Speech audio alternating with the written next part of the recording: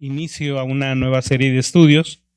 Vamos a procurar cubrir este tema, no de manera exhaustiva, pero sí vamos a tratar de abarcar los temas principales que la incluyen o la componen, y es precisamente relacionada con lo que en la teología se conoce como la bibliología, ¿verdad? Y cuando estamos hablando de bibliología, estamos hablando del estudio de la doctrina de las escrituras.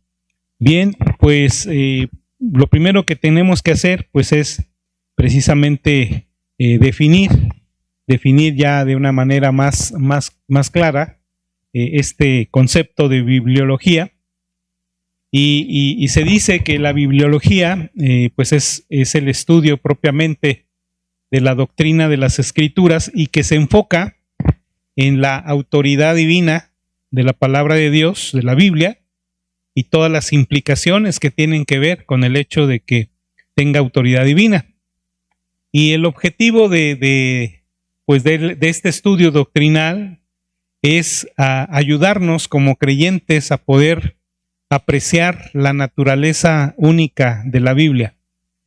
Alguien decía, ¿verdad?, que podemos poner a un lado todos los libros que se han escrito a lo largo de la historia, y del otro lado la Biblia solamente y solo la Biblia, y caeremos siempre en la cuenta que toda la suma de todos los libros que se han escrito nunca podrá ser comparable a lo que nos presenta la bendita palabra, la palabra de Dios. Bien, pues esta doctrina abarca algunas otras doctrinas esenciales, como lo es la doctrina de la revelación, la doctrina de la inspiración. Otra doctrina importante es la de la inerrancia de la Biblia o de la palabra de Dios. Y todas estas, nuestra percepción de estas verdades, revelación, inspiración, inerrancia, sin duda que afectan nuestra interpretación de la Escritura. Si nosotros no tenemos una correcta apreciación de la revelación, la inspiración, la inerrancia de las Escrituras, entonces seguramente podemos caer en algún error de tipo interpretativo. Y al interpretar incorrectamente la Biblia, obviamente que nosotros vamos a incurrir en una mala aplicación de la Biblia, ¿sí? Alguna vez yo he hablado acerca de lo que es un triangulito, de lo que es el proceso de estudio de la Biblia, y dentro de ese proceso, que es el concepto de la observación, la interpretación y la aplicación, yo he dicho muchas veces que pues la aplicación depende de la interpretación que nosotros tenemos de la Escritura. Si nosotros hacemos una mala interpretación de ella, pues olvídense, nuestro problema va a ser muy grande. Así que de esto precisamente vamos a estar hablando en este tema de la bibliología. Además, nos vamos a meter en ese tema también que se relaciona con el canon de la Biblia. Cuando nos referimos al canon, nos referimos, ¿verdad?, a esos libros que son reconocidos con esa autoridad divina. Y aquí vamos a entrar, bueno, obviamente en su momento, en esa disyuntiva de por qué nuestra Biblia tiene 66 libros y por qué no incluye los libros identificados como apócrifos, en comparación con lo que es la Biblia en el catolicismo romano, que sí tiene estos libros apócrifos que ellos denominan deuterocanónicos. ¿Y por qué sí o por qué no? Bueno, pues cuando estudiemos ese asunto del canon de las Escrituras, vamos nosotros a poder tener una clara comprensión del por qué sí o por qué no. Bien, alguien ha dicho que la Biblia es más que un simple libro. Es el libro con una influencia revolucionaria que ha impactado decisivamente el desarrollo del mundo occidental. y aunque se terminó de escribir hace mucho tiempo, sus temas son atemporales y conservan una relación práctica con la vida a través de los siglos, tocando a la gente tan directamente hoy como a quienes la leyeron por primera vez. Este libro, hermanos, ciertamente puede satisfacer el intelecto de los grandes eruditos, pero déjeme decirle que no fue escrito para los grandes eruditos, ¿verdad? Fue escrito para todas las personas en el mundo que buscan precisamente satisfacer esa necesidad de Dios en su corazón. Entonces, ciertamente la Biblia puede ser un libro tan profundo, ¿verdad?, que aún los más renombrados teólogos, ¿verdad?, a veces no llegan a al fondo de esa profundidad, pero por otro lado también es tan comprensible que nosotros hemos visto como un niño puede entender las verdades básicas, ¿no?, de la Escritura. Leí algo que viene en la teología sistemática escrita por Meyer Ehrman, ¿verdad? Y es una cita de un doctor de apellido Payson, y es una lectura muy, muy interesante. Refiriéndose a la Biblia, él dice lo siguiente: destruye este volumen, refiriéndose a la Biblia, tal como han tratado de hacerlo en vano los enemigos de la felicidad del hombre, y nos dejará sumido en profunda ignorancia con respecto a nuestro Creador, a la formación del mundo en que habitamos, al origen de nuestra raza y sus progenitores, a nuestro destino futuro, relegándonos al plano de la fantasía, de la duda y la conjetura. Destruye este volumen y nos privarás de la religión cristiana con todos sus consuelos vivificantes, esperanzas y perspectivas que ofrece, no dejándonos nada sino elegir miserable alternativa entre las lóbregas tinieblas de la infidelidad y las sombras monstruosas del paganismo. Destruye este volumen y despoblarás el cielo. Cerrarás para siempre sus puertas a la desdichada posteridad de Adán. Restituirás al rey de los terrores su fatal aguijón.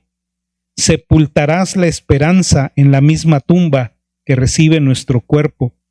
Consignarás a todos los que han muerto antes que nosotros al sueño eterno o calamidad infinita, y nos dejarás sin esperar nada a nuestra muerte, sino suerte similar a la de ellos.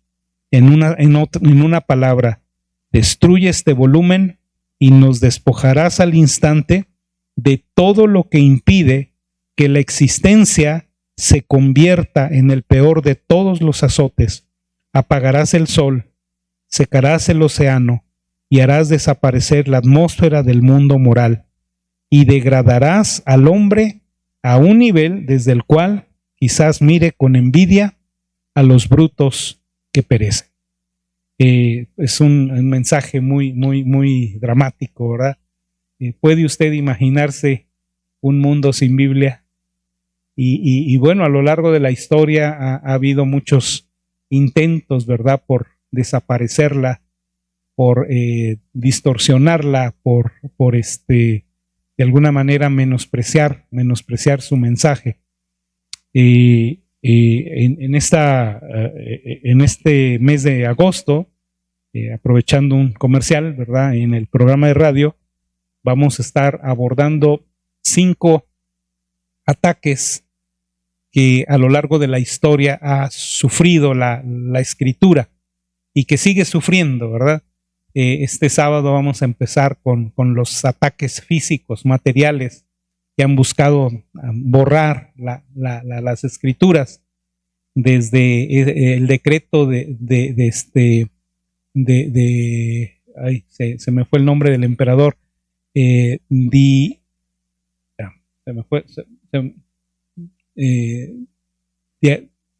fue el nombre, pero en el año 303, Domiciano creo que fue el emperador quien decretó, ¿verdad?, la extinción completa de los escritos de la palabra de Dios. Y bueno, así ha sucedido a lo largo de las diferentes épocas de la historia, ¿no? Muchos gobiernos, muchas personas, muchas instituciones que han querido hacer a un lado la bendita palabra de Dios, pero aquí está la palabra todavía viva y eficaz y más cortante que espada de dos filos.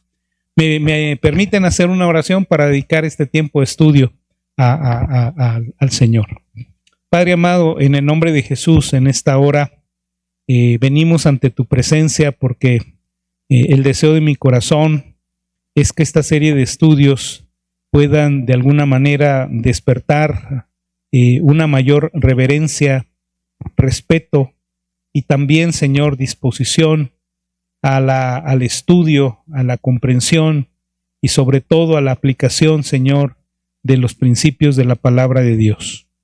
Oro para que a lo largo de estas semanas que estaremos haciendo este recorrido, lo podamos hacer bajo la dirección de tu Espíritu Santo y que sea tu Espíritu Santo el que traiga claridad a nuestra mente con respecto a sus enseñanzas. Y oramos sobre todo que más hermanos puedan despertar su interés en conocer más de su Biblia. Decimos, Señor, que amamos la Biblia, pero muchas veces no conocemos realmente lo que ésta es y el proceso, Señor, por el cual ha llegado hasta nosotros y que ahora le reconocemos como la palabra de Dios. Bendícenos pues en este tiempo y bendice a mis hermanos presentes en esta hora. En el nombre de Jesús te lo pedimos. Amén. Amén. Bien. Menciono aquí tres áreas principales de la bibliología. Sí, estos vamos a decir de otra manera son los subtemas principales, ¿no?, que vamos a estar abordando. El primero de ellos es la naturaleza divina de las Escrituras. Es, creo yo, lo más importante que tiene que ver con la bibliología, ¿verdad? El poder llegar a la plena convicción de que la Biblia, la que tenemos nosotros, es y se ha conservado, y entonces podemos decir, esta es la palabra de Dios. Entonces, es la primera área que vamos a estar estudiando, la naturaleza divina. En segundo lugar, también vamos a adentrarnos un poquito a la cuestión de cómo es que la Escritura fue transmitida de generación en generación. Ustedes tienen presente que cuando Dios le dijo a Moisés que escribiera la ley, ¿recuerdan ustedes en dónde le dijo que escribiese? En tablas de piedra, ¿verdad? Tablas de piedra. Y bueno, también la arcilla era un instrumento que se utilizaba, o material que se utilizaba para aquellos escritos antiguos. Pero uno se pregunta cómo es posible, ¿verdad?, que pues la palabra escrita de Dios haya preservado desde aquellos escritos en arcilla, en piedra, y luego a través de el pergamino y a través de la vitela y de otros materiales y haya llegado hasta nosotros. La pregunta es, ¿qué nos garantiza, verdad, que estos escritos son los originales, verdad, o fieles a esos autógrafos, así se les llama al material original? ¿Quién me garantiza que esto todavía pueda ser fiel a ese mensaje original? Bueno, ese tema vamos a abordarlo cuando hablemos de la transmisión y del texto propiamente de las Sagradas Escrituras.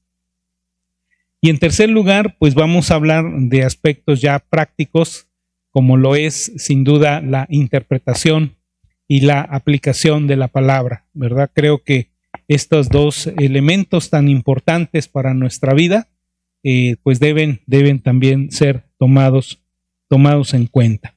Bien, quisiera entonces, hermanos, pasar a considerar algunas opiniones que con respecto a la Escritura se han tenido y que de la opinión que se tiene de estos conceptos, pues entonces se deriva lo que viene siendo la fuente de autoridad. Y puedo hacer mención de seis posturas, llamémosle así, 6 posturas diferentes a lo largo de la historia, diferentes cada una, y que tienen un acercamiento particular a la palabra de Dios. Empezamos por el llamado racionalismo, ¿verdad? Esa es la primera postura. ¿Qué es lo que el racionalismo nos dice o nos refiere con respecto a la Biblia, a la palabra de Dios? Para empezar, los racionalistas niegan que la Biblia sea de revelación divina, ¿verdad? Para un racionalista, el mismo valor que tiene los escritos de Lao Tse o Mahoma o cualquier otro personaje de la historia, pues son de la misma autoridad o valor que la escritura, ¿verdad? Entonces, el racionalismo niega la revelación divina, niega que Dios se haya dado a conocer y particularmente a través de las escrituras. Yo creo y creo que no estamos lejos de ver en nuestro contexto histórico que derivado precisamente de la antipatía que se está ganando el pueblo de Israel por todo lo que está haciendo con los palestinos, pues la Biblia también viene de alguna manera a ser pisoteada en el sentido de decir, bueno, pues ¿quiénes fueron los autores originales judíos? Y bueno, y los judíos pues solamente buscan echar agua para su molino, ¿no? Entonces el racionalista dice, pues yo creo que la Biblia no es un libro confiable, sino es un libro que tiene cierta manipulación para mentalizar, ¿verdad?, a las gentes sobre cierta postura ideológica. Entonces, en esta posición, el racionalismo convierte al hombre en la autoridad, ¿verdad? El hombre es la autoridad. Cito unas palabras en un libro llamado El Dios no conocido, escrito por Marcus Borg, que narra su propia experiencia racionalista. Él dice: dejé ir la noción de que la Biblia es producto divino. O sea, él dice que antes él consideraba que la Biblia tenía un origen divino, pero dice, llegué a la comprensión de que no era así. Y sigue diciendo, aprendí que es un producto cultural humano, es producto de 2 comunidades antiguas, el cristianismo bíblico de Israel y el cristianismo primitivo. Como tal, tiene sus entendimientos y afirmaciones y no declaraciones que venían directa o indirecta, que no vienen, directa o indirectamente de Dios. Me di cuenta de lo que realmente significa revelación divina e inspiración divina, si significan algo, dice él, y no significaba entonces que la Biblia es un producto divino con una autoridad divina. ¿Sí? Si la Biblia no tiene un origen divino, entonces no hay ninguna autoridad divina detrás de ella, ¿verdad? Es un simple libro como cualquier otro. Y esa es la postura del racionalista. Otro enfoque en relación con las escrituras es el de catolicismo romano. Hablamos nosotros con un católico romano y nos dice que ellos creen ciertamente que la Biblia es la palabra de Dios. Lo mismo podemos decir de un mormón o de un testigo de Jehová. Ellos creen que la Biblia es la palabra de Dios.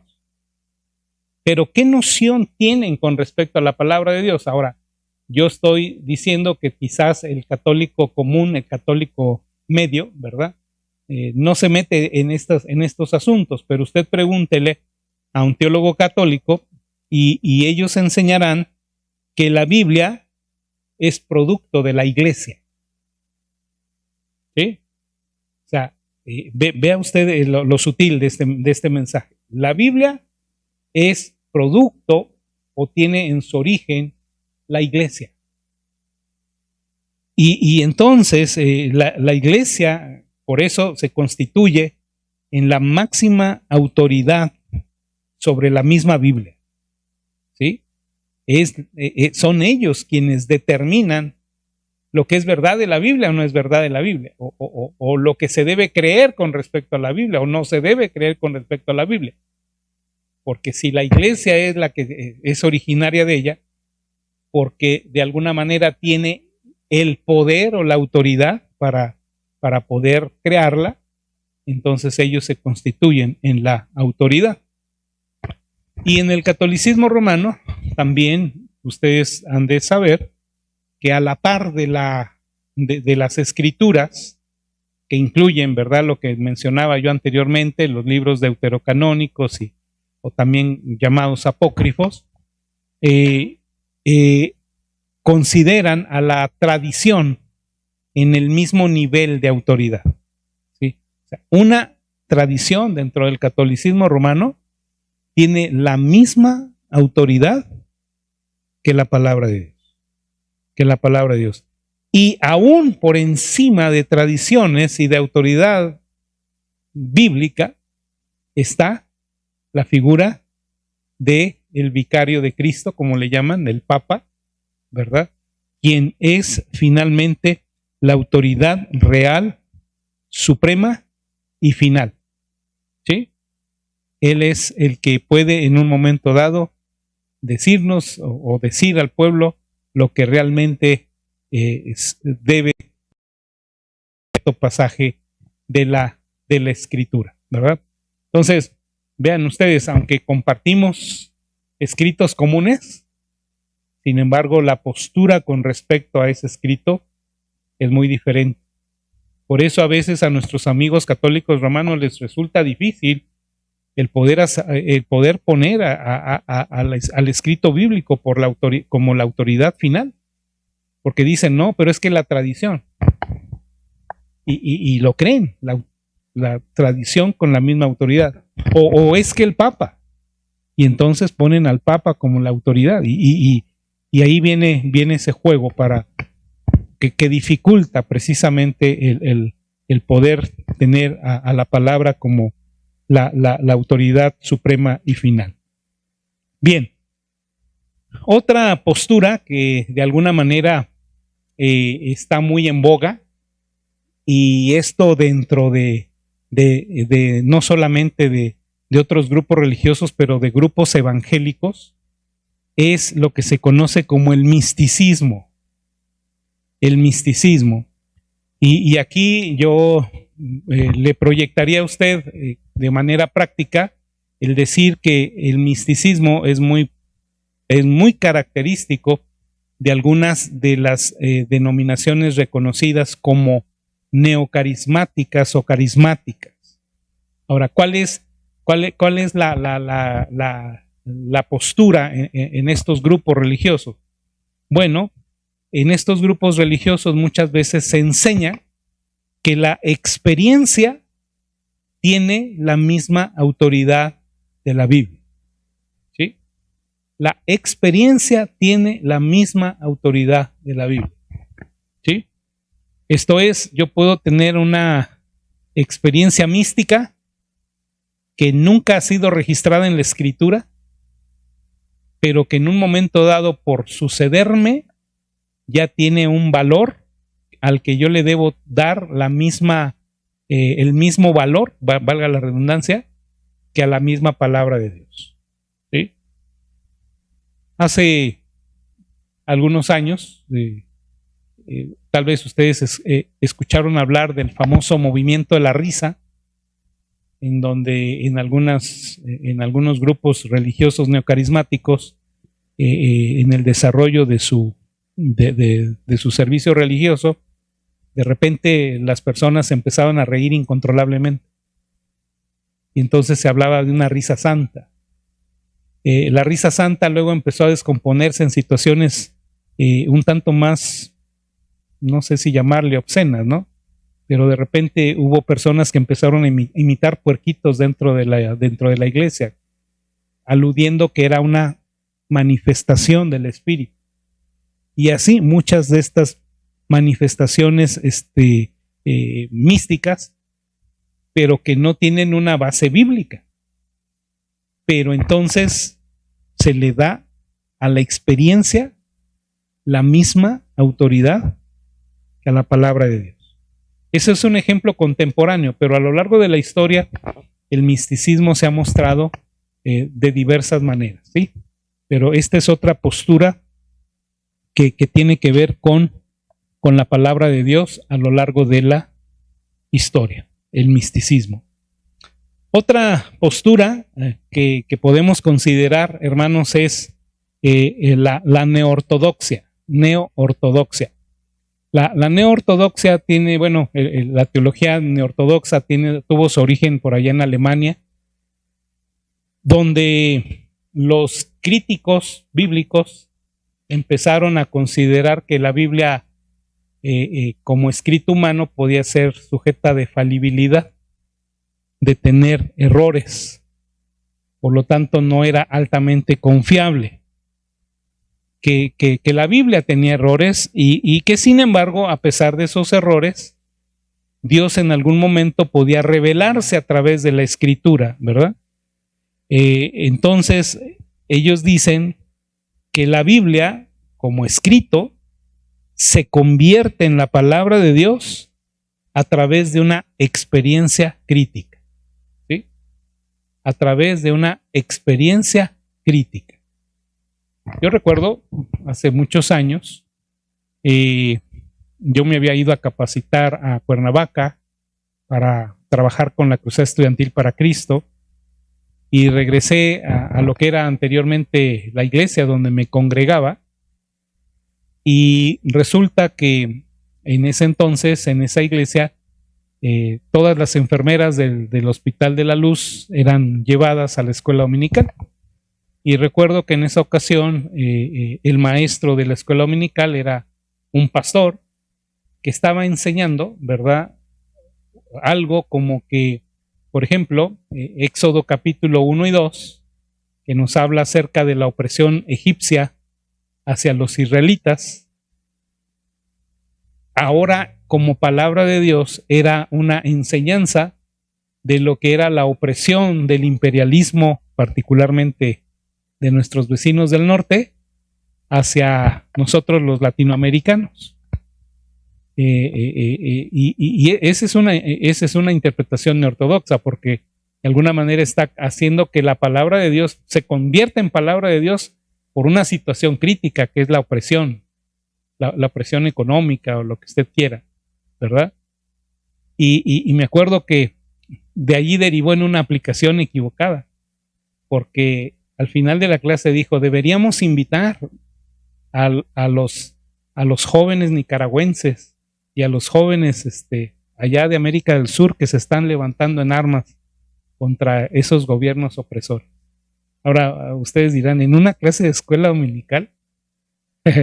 Sí, en una clase de escuela dominical. Me preguntarán si volví a regresar a esas clases de escuela dominical. No, ¿verdad? Pero para que vean hasta dónde puede ser llevada, ¿no? Una enseñanza así, tan distorsionada, ¿no? Tan distorsionada. Neortodoxia.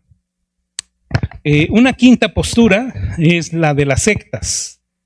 Y las sectas en sí, debemos entenderlo, y ese es el concepto de secta, son grupos religiosos que salen de lo que pudiéramos llamar nosotros el grupo de verdad, ¿no? Y que distorsionan la enseñanza de la Escritura. Pero algo que es distintivo dentro de los grupos sectarios es que generalmente la Biblia, a la par de la Biblia, están los escritos interpretativos de sus líderes, ¿sí? Vamos a poner dos ejemplos muy prácticos. Los testigos de Jehová. ¿Sí? Los testigos de Jehová tienen su Biblia. Ya su Biblia de por sí ha sido muy manipulada para poder ajustarse a sus creencias, a lo que ellos sostienen. Pero aparte de eso, ellos le dan un gran valor a los escritos de sus fundadores.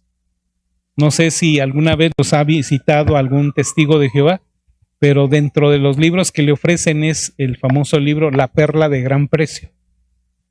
La Perla de Gran Precio, según ellos, tiene el mismo nivel de autoridad que la palabra de Dios. ¿Sí? Que la palabra de Dios. Ahora, la Perla de Gran Precio fue escrita por hombres. No puede tener el mismo nivel de autoridad que la palabra de Dios. ¿Sí? Otro ejemplo, los mormones. Los mormones también tienen, aparte de la Biblia, un libro particular en donde se expresan las enseñanzas de su fundador, John Smith, y me estoy refiriendo al libro del Mormón, al libro del Mormón. Y ustedes entonces pueden ver así que muchas de las sectas consideran a los escritos de sus líderes como con la misma autoridad. Creo que estas situaciones son las que históricamente nos han llevado como pueblo bautista a no darle a las declaraciones de fe, o a algunos les llaman ¿cómo se le llama? Otra palabra, se me fue el nombre que se le da. ¿Perdón? No, hay otra palabra. Es un equivalente a declaración de fe, pero tiene una fuerza más fuerte. Nuestra, ¿cómo se llama? Se me fue ahorita el término también. Pero nosotros tenemos reserva para poderle dar esta autoridad, porque finalmente reconocemos que aún por encima de esas declaraciones que tratan de resumir nuestras verdades doctrinales, está por encima la palabra de Dios. ¿Sí? Está por encima la palabra del Señor, ¿verdad? Bien. Y finalmente, bueno, lo que debiera ser nuestra postura como cristianos, que es lo que se conoce como la ortodoxia, en donde decimos que solo la Biblia es autoridad, ¿verdad? Es una regla infalible de fe y de práctica. Bien, termino, hermanos, compartiendo con ustedes solamente un recorrido panorámico de lo que vamos a estar viendo en las próximas semanas. Y cuando hablemos de la naturaleza divina, vamos a estar hablando de la revelación, de la inspiración. ¿A qué nos referimos cuando hablamos de revelación? La palabra revelación, apocalipsis en el griego, ¿verdad? Significa algo que ha estado oculto, pero que se es dado a conocer. Hay cosas que nosotros por nuestro simple intelecto no pudiéramos llegar a conocer, y una de esas cosas es Dios, ¿no? Por nuestro propio intelecto y nuestra condición caída seríamos incapaces, a menos de que Dios se revelara. Y la Biblia nos dice, leímos el Salmo 19 al principio de este estudio, y nos habla de dos formas en las que Dios se ha revelado. La revelación general, como algunos la identifican, cuando nos dice que los cielos cuentan la gloria de Dios y el firmamento anuncia la obra de sus manos, o como lo dice Pablo, que Dios se ha dado a conocer a través de la creación. Aunque esta revelación general no podemos decir que es una revelación que pueda llevar al hombre a la salvación, pero finalmente le puede hacer consciente de la realidad de un ser supremo, de un Dios, ¿verdad? Y tenemos la revelación especial. La revelación especial que se ha hecho principalmente en la persona de Jesús, ¿verdad? Y a través de la escritura. A esto le conocemos como la revelación especial. Pero vamos a hablar también de la inspiración. Y cuando hablamos de la inspiración, nos estamos hablando de la obra detrás de la elaboración de los escritos, en donde Dios tiene una participación. La palabra griega que se utiliza para hablar de inspiración es soplo, ¿verdad? Soplo. Y en otras palabras, la idea es que Dios lo sopló, ¿sí? Dios lo sopló. Y esto implica que cada concepto que hay en la Escritura, cada verdad, cada palabra inclusive, nosotros creemos en la inspiración plenaria de las Escrituras, ¿verdad? Tienen su origen en Dios. ¿Sí se entiende esto? La inspiración plenaria implica que aún las palabras escogidas dentro del texto bíblico proceden de la mente y el corazón de Dios. Ahora debo hacer una observación aquí. ¿Esta es la Biblia?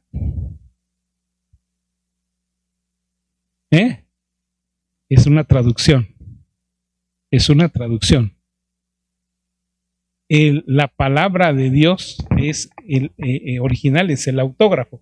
Ahora, no quiero desacreditar de ninguna manera este libro, ¿verdad? Y vayan a decir, no, el pastor ya no cree que esta es la palabra de Dios. No, pero aquí es lo que nosotros tenemos que confirmar, que lo que tenemos aquí es realmente lo que originalmente fue escrito, porque lo que originalmente es escrito es lo que fue plenamente inspirado por Dios.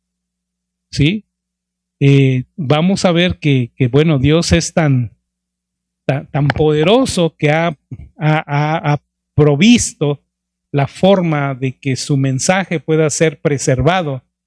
Y aunque ciertamente los copistas a lo largo de, pues imagínense usted cuántos años de su creación, han cometido ciertamente errores en la transcripción.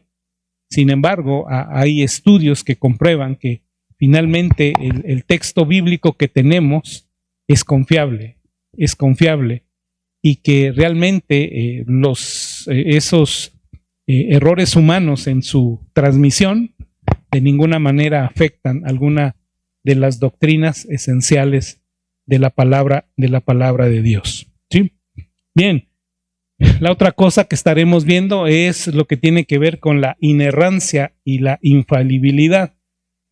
La cuestión es de que si Dios es el autor, ¿la Biblia puede tener errores? No, ¿verdad?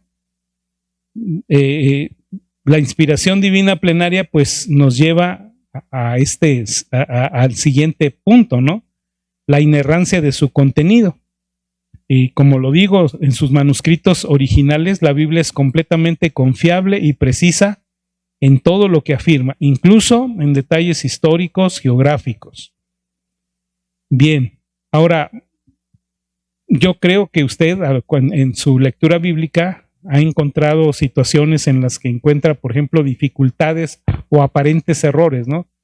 Un ejemplo, cuando usted lee el Génesis, ahí se nos da un número de las personas que entraron a Egipto.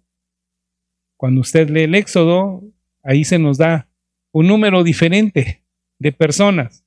Y uno dice, a ver, primera, ¿no fue el mismo autor, Moisés? Segunda, ¿por qué en Génesis nos dice un número? ¿Por qué en Éxodo nos dice otro número?